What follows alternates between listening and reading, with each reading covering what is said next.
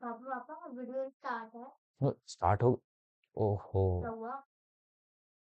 भाई साहब हुआ ये कि ये लोग भी ऐसे ही खो जाते हैं जब पढ़ने बैठते हैं, जैसे मैं खो गया इनकी चिंता में।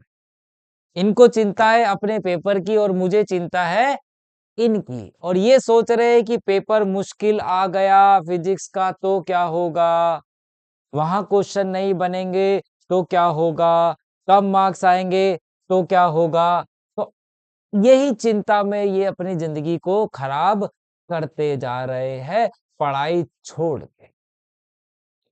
भाई सोचने से नहीं, करने से होगा।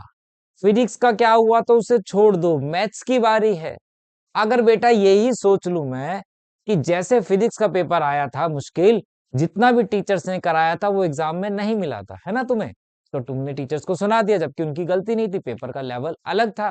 ट्वेल्थ के लेवल से मैं भी ट्वेल्थ के लेवल से ही पढ़ा रहा हूं ना भाई।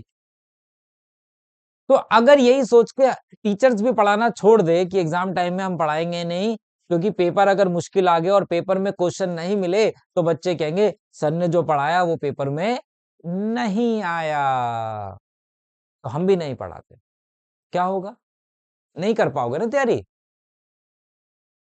तो अपना अपना कर्म करना बहुत जरूरी है। पेपर मुश्किल आएगा, इजी आएगा, मॉडरेट आएगा, मुझे नहीं पता। हाँ मैं बोल रहा हूँ मॉडरेट आएगा मेरे हिसाब से, क्योंकि पिछले 2-3 साल से हो रहा है फिजिक्स का पेपर मुश्किल, तो मैथ्स का भी थोड़ा सा मॉडरेट, बहुत डिफिकल्ट नहीं, मॉडरेट पे आ रहा है।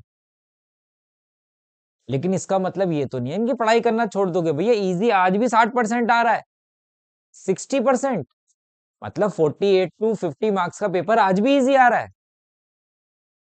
थोड़ा सा घुमा के आ रहा है मॉडरेट, और शायद मॉडरेट थोड़ा सी परसेंटेज इसलिए बढ़ाई है क्योंकि अब वेटेज ट्वेल्थ की मार्क्स की कहीं इतनी अहमियत रह नहीं गई, क्योंकि सीयूटी आ गया।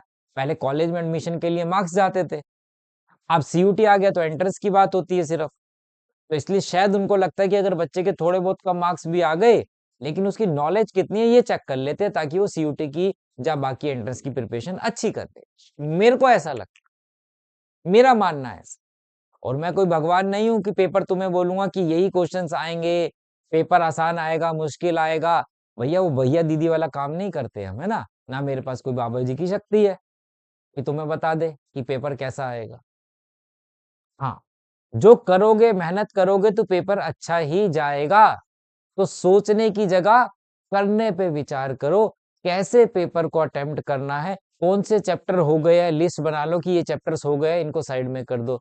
इन चैप्टर की सिर्फ एनसीईआरटी करिए, पीवाईक्यू करने हैं उसकी लिस्ट बना लो। 10-15 मिनट लगेंगे, क्योंकि आपके पेपर पे सब ड्रॉ हो जाएगा कि ये चैप्टर हो गया है, इसको नहीं करना है, इसी चैप्टर में ये टॉपिक मुझे करना है, ये एनसीईआरटी की एक्सरसाइज मेरी रहती है, मुझे वो कंप्लीट करनी है। मिक्स नहीं होगी चीजें। जो तुम सोच रहे हो ना दिमाग में, ये सारी चीजें सोच सोच के पढ़ने बैठते हो और भूल जाते हो कि पढ़ना भी था, बाकी सब सोच लेते हो। वो खत्म हो जाएगा जब पेपर में टिक हो जाएगा ये चैप्टर का, अब उसके बारे में नहीं सोचोगे ना। अच्छा 7 चैप्टर कर लिया है, डेफिनेट इंटीग्रल करता है रहता है, बाकी सब हो गया, 7.11 और मिसलेनियस करनी है। आप सिर्फ उसी के बारे में करोगे, और जैसे ही कर लो उसे टिक कर दो, उसके बारे में सोचना छोड़ दोगे।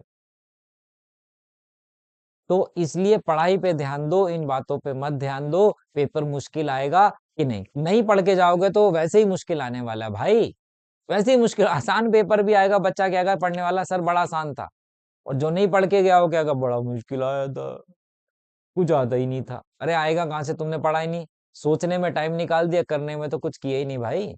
तो इसलिए पढ़ाई पे ध्यान दो, सोचने पे ध्यान मत दो। क्वेश्चन को सोचो सोल्यूशन क्या होगा। बाकी हम बैठे सब वन शॉट में करा रखा है, वन शॉट्स कर लेना, सब कुछ हो जाएगा। किसी भी चैप्टर का वन शॉट उठा के कर लो, फिर पीवाई क्यूज देख लेना, कर लेना थोड़े बहुत, बढ़िया होगा पेपर। ठीक है, तो अब सोचना नहीं है, अब करना है। ठीक है, चलिए। अभी भी कोई भी डाउट हो, कोई टॉपिक मुश्किल लगता हो तो कमेंट में बता देना कि ये टॉपिक मुश्किल लगता है, उस पर मैं वीडियो बना दूँ। चलिए, मिलते हैं नेक्स्ट वीडियो में, बाय बाय, टेक केयर।